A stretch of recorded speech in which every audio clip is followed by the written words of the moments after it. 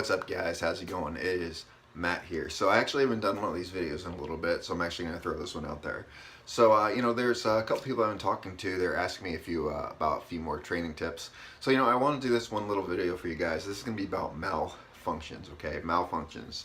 So basically, there's going to be two main types of malfunctions that you come across in a pistol, okay? It's going to be a type 1 malfunction and a type 2 malfunction. Type 1 usually requires a tap rack, and a type 2 usually means it's a double feed, which means there's one round's in the chamber, didn't properly eject, and one round's trying to get in the chamber with it, which means the pistol is not going to be working properly. So you have to do two different things in order to actually clear these various malfunctions. So we're going to get into it. So before I start, guys, I'm going to do this real quick. So right here, these I've already completely loaded. These are just snap caps. Right here, you could get these pretty much anywhere. I mean, they're not cheap, don't get me wrong. Snap caps aren't cheap for a couple of them. I don't know if you see the price on there. But you can get snap caps at just about any single gun store out there. They're great for training, great for dry fire training. So I hope what you guys are doing is dry fire practicing like I talked about. I still try to get at least about 3 days worth of dry fire practicing on a daily basis. So I hope you are still doing that too. Especially if you're carrying a gun, you can't just learn everything by going to the range and doing stuff out there. You have to dry fire practice. You have to get good at what you're doing at home before you can take that to the range. You master marksmanship at the range. You master weapons handling at home, and then you take that to the range to make sure it's done. All right. There's a lot of ranges out there that you're not actually allowed to do this type of weapons handling and whatnot. Mainly it's a very strict range, and it's specifically for shooting targets, so they don't let you do drawing from the holster and all that other stuff. So in order to clear the malfunctions, you have to learn how to do that, but you probably should do that at home with dry fire practice.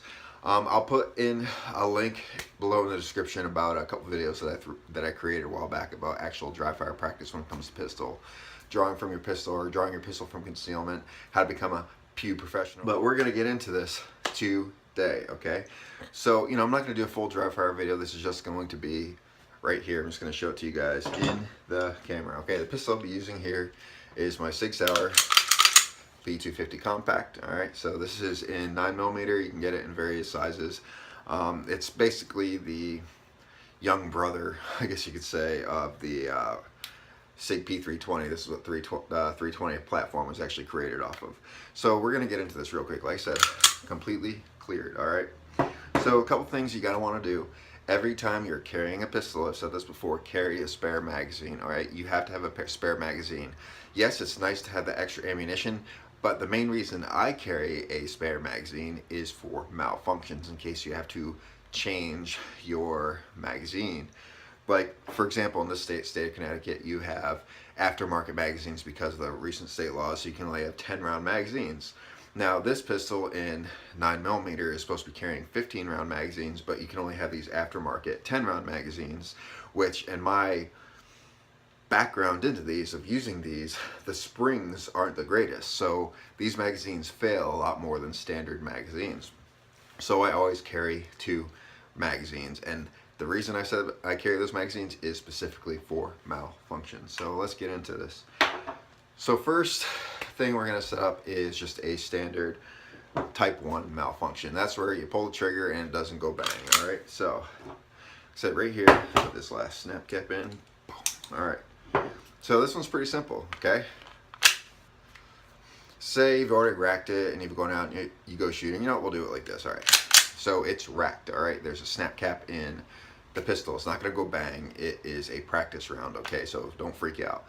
So you got a round in the chamber. You're out there, you're shooting, you pull the trigger, and you get a click instead of a bang. Now, what some people say is, like, pistols like this, because it's hammer fired, is just go for the double straight capability and pull the trigger again, because you never know if it might go off. 98% of the time, it's still not going to go off, all right? Just freaking tap, rack, bang, all right? So you're out there, you're aiming in, you pull the trigger, goes click, tap, rack, back in the fight. That's all you do. That's a type 1. That's how you fix a type 1. It's very, very simple. You're in the fight, you pull the trigger, goes click instead of a bang. That's usually because a round didn't eject. It could be a light primer strike, but more than likely it's just because it didn't eject the round properly, which could mean your ejector could be off, could be anything, could be bad ammunition, you don't know. So if you pull that trigger, there it goes, click, tap, rack, get it back in fight. See how quickly it is? Very simple, very efficient. So let me pick this up, then I'll set up the next one for you. All right. So if you're doing your dry fire training, if you go through all the steps like I showed you before, you're going to want to incorporate this into it. Now, this is a lot easier to do, like I said, if you have snap caps. If you don't use snap caps, it's not going to be as realistic. All right, so I like using snap caps if I'm going to be doing malfunction changing or malfunctions and stuff like that. So that was the type 1 malfunction. Now we're going to get into the type 2 malfunction.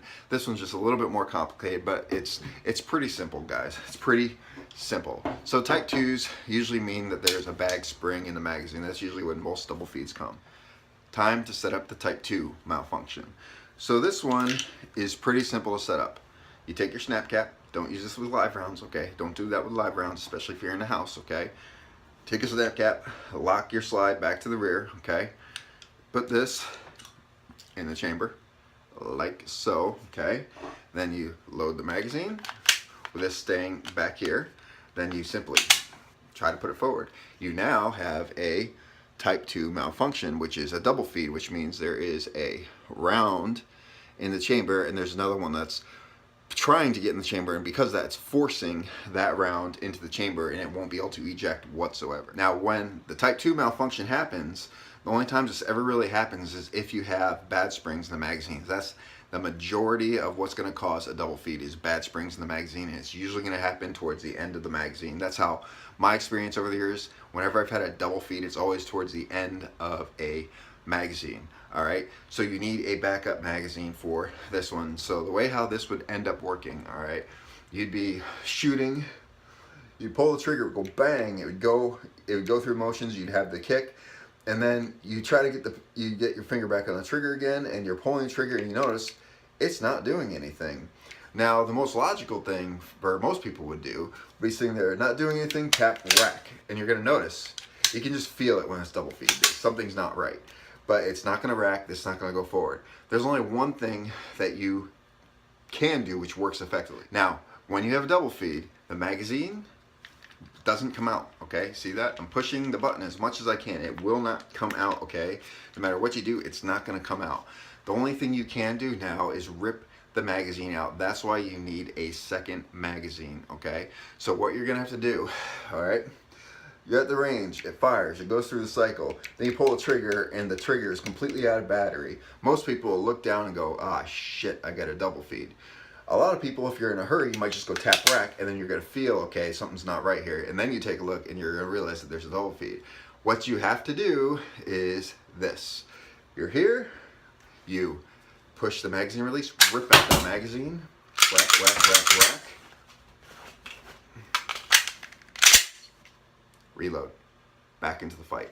That's how you clear a double feed. There's no other way to clear a double feed. There just isn't.